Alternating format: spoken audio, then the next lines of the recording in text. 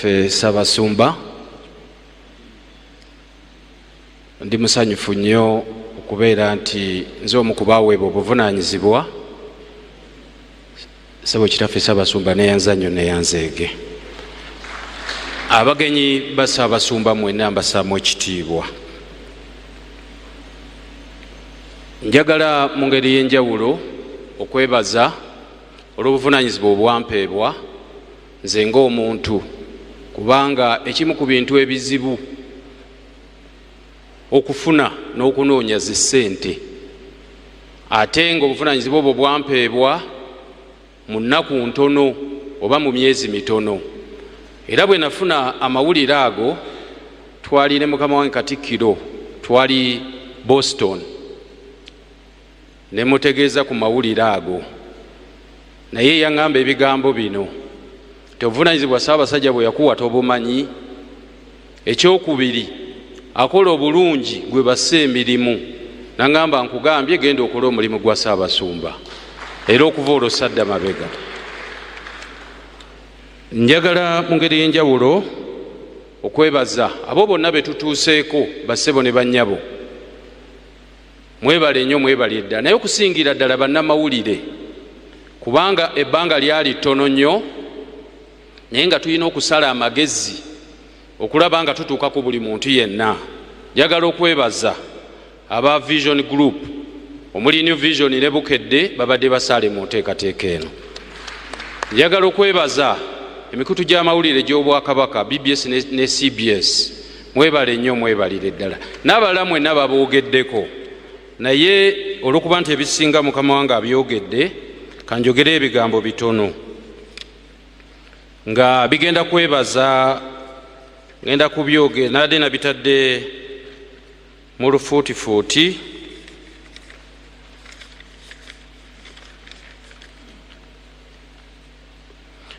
Era mukkirize nja bisoma nga bwe nabiwandiise.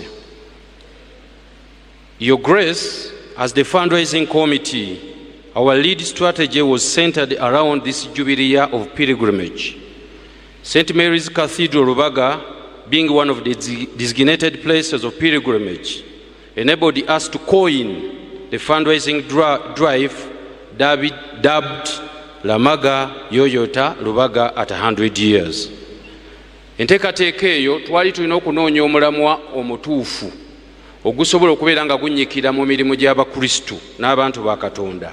Njagala okwebaza Abakristu mwenna nga chairman bw'aboogeddeko okudduukirira omulanga guno. Omulimu guno tegubadde mwangu, naye twagala okwebaza ku lw'ekisa kya Katonda nti atubedde mu nsonga eno.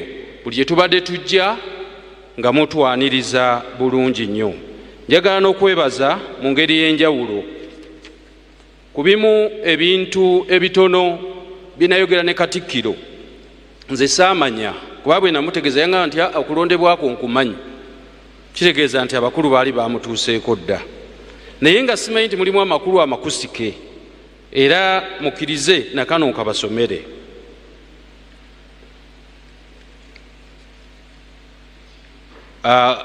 Kano bw'amawulire gano bwe gamala okutuuka eri abakulu, era ne tubatuukirira ne tubasaba batudduukirire, twagala okwebaza obuyambi. Ssebo mukadde wange Ssaabasumba, twafuna obubaka okuva ewa Ssaabasajja Kabaka nga buyita bunkuluze, era nabwo bwatuuka mu ggwanika.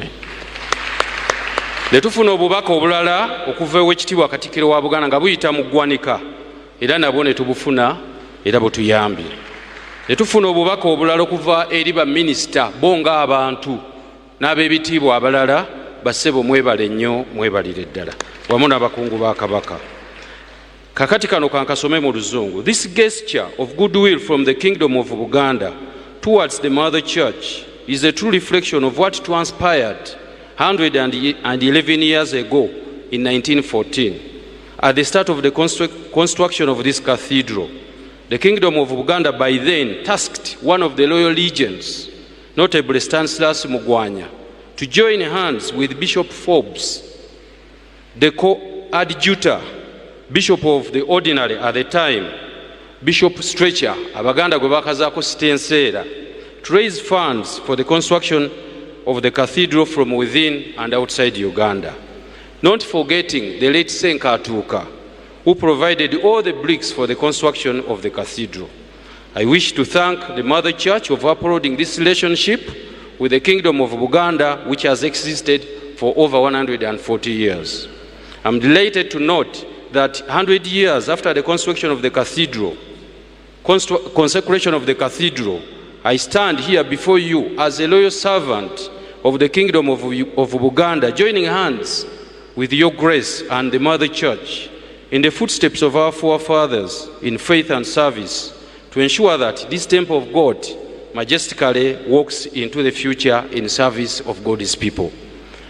Mukama wa Katikkiro, ensonga lwaki yaŋŋamba ebigambo ebyo alabika amakulu yali agamanyi, njagala okwebaza ssebo kitaffe Ssaabasumba nti enkolagana eyo y'Ekereziya n'Obwakabaka bwa Buganda eviiridde ddala wala, era emyaka egyenjogeddeko 14 okubeera ku lukiiko lwange nga nkiikiridde Obwakabaka bwa Buganda nga tuzimba wamu n'okuyooyoota ekiggwa kya Katonda, kakasa nti kabonero ak'enkolagana ennungi wakati w'Obwakabaka bwa Buganda n'Ekereziya. Neyanza nnyo neyanzege kitaffe Ssaabasumba, nja kusigala nga ndi muwulize era nga nkuweereza. Katonda omulungi abakuume.